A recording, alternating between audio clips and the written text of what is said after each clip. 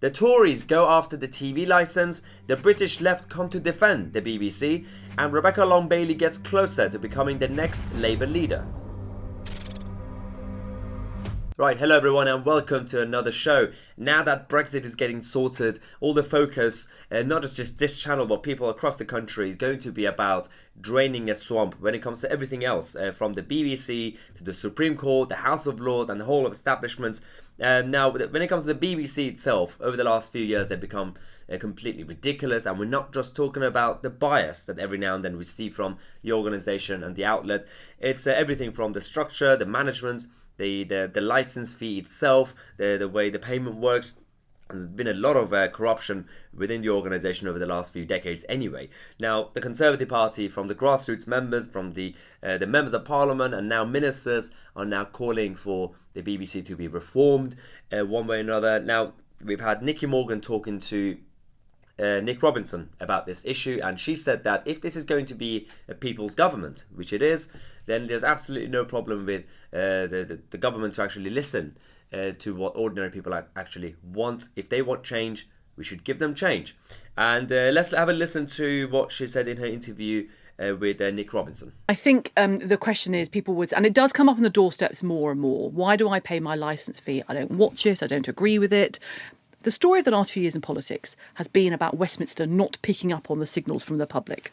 And I think that's where the Boris Johnson government is determined not to go wrong, which is actually to listen to what people are saying.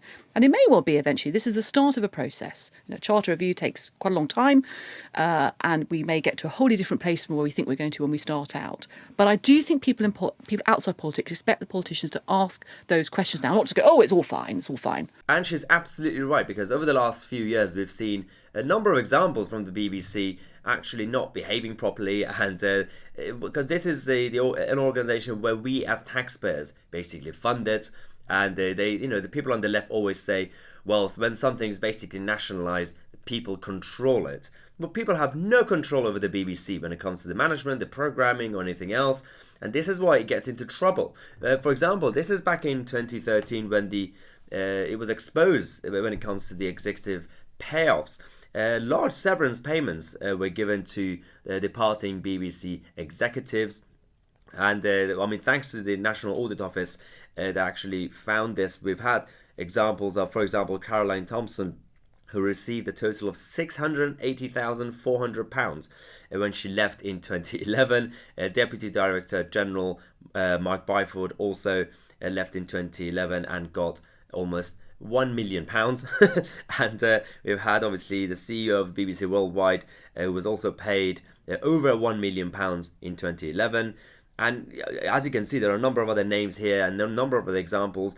And this is my problem with this, is that if this was a private enterprise and a company, I have no problem with big payments and bonuses and all that, because it's up to them, it's their business, not my business. But this is an organisation where they say it's nationalised. Basically, it's the people actually are in charge of the BBC. In reality, they're not. We've seen examples where, when it comes to the TV licence, over 75, the BBC announced a few months ago that they would basically cancel the free TV licence for over 75s, which is, again, it's unfair, because I don't personally believe in anything to be free in this life. Everything has to be paid for anyway.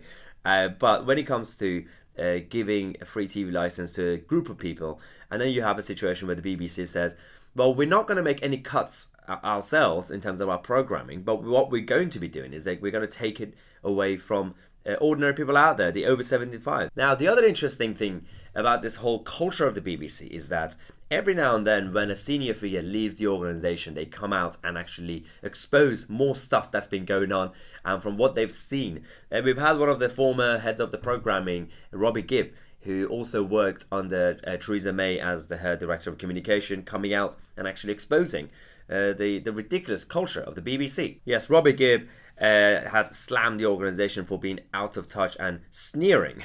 The BBC Radio 4's Today programme is a prime example of how their broadcaster is failing to wake up to the obvious lack of impartiality displayed.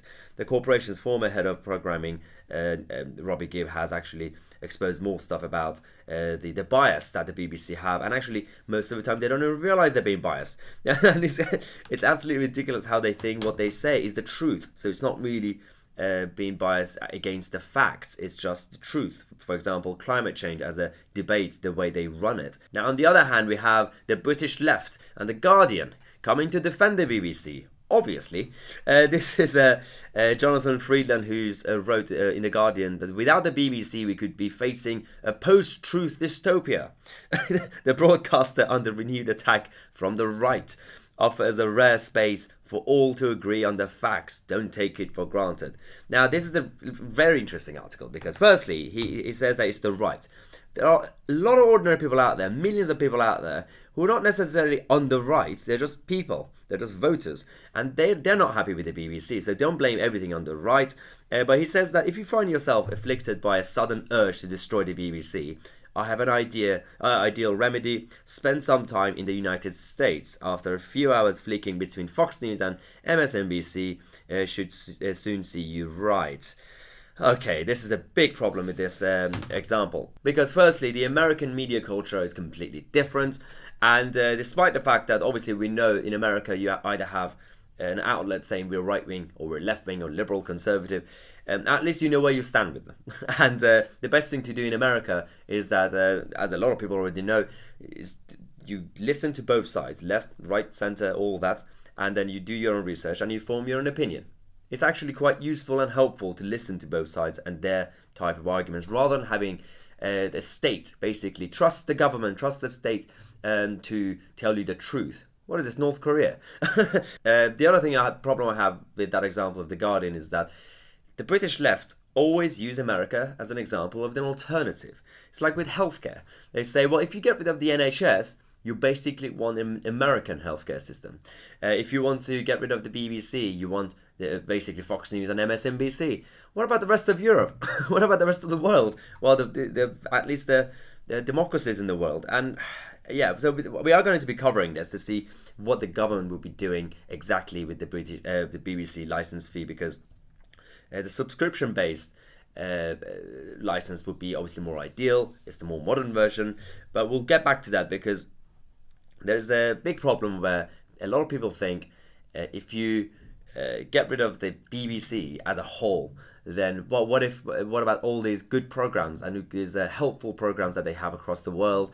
Well, firstly, if you get rid of the license, someone else will fund it anyway. It still exists, and you can still have your programs, your beloved programs. Your Victoria Derbyshire could come back if they want to. Even if you get rid of the BBC overall, if a program actually has a lot of demand, like Top Gear, when basically Clarkson and his team left, they just moved to Amazon Prime and just rename the program, and everyone watches it on Amazon Prime. So stop freaking out. The BBC is still going to be fine. If the program is actually useful and people like it, it would stay. It's supply and demand, free market. Get used to it. Now, the Labour leadership is getting heated. Unite, the union, have now come out to back Rebecca Long-Bailey for leader and Richard Bergen for deputy leader. Yeah, this is definitely not a joke. Unite, the union, one of the biggest organisations out there, have come out to basically say that our members have decided that these two clowns are the most competent candidates in this leadership election. McCluskey has even said that Unite is also confident that Richard will make a superb deputy to Becky, displaying the qualities that have long been absent from the post. Okay, so McCluskey, who's obviously the head of Unite, was also interviewed, and he was asked, why Richard? What does he actually have? And he said, vision. Because our members took the view that Richard Bergen had a particular vision that gels with their view about where we're going forward in the future. What specifically? I've just told you, a vision. A vision. Yeah, he's got vision. Just, we don't know what the vision is, but he's got vision. That's all that matters, right? So we'll see how Richard Bergen does in this election. I think he could actually win against Angela Rayner, because really. Now, in the meantime, let's prepare for next Friday when we have our Brexit victory rally. We are going to be on Parliament Square, but I know there are going to be a lot of parties across the country, up and down this country. So wherever you are, I hope you have a good time. Make sure that you actually check out our merchandise page, because we have the new UK Independence Day t-shirts, 31st of January 2020. I think if you order it by today or tomorrow, you still get it delivered before Friday the 31st of January. So make sure you check out the link in the description, and there are also other designs as well. If you enjoy the content and you haven't subscribed yet, make sure you subscribe and click on that bell next to it so you get notified when we release a new video. Videos come out every day at 5:45 p.m. I'm Tousi, and I'll see you guys tomorrow with a new video.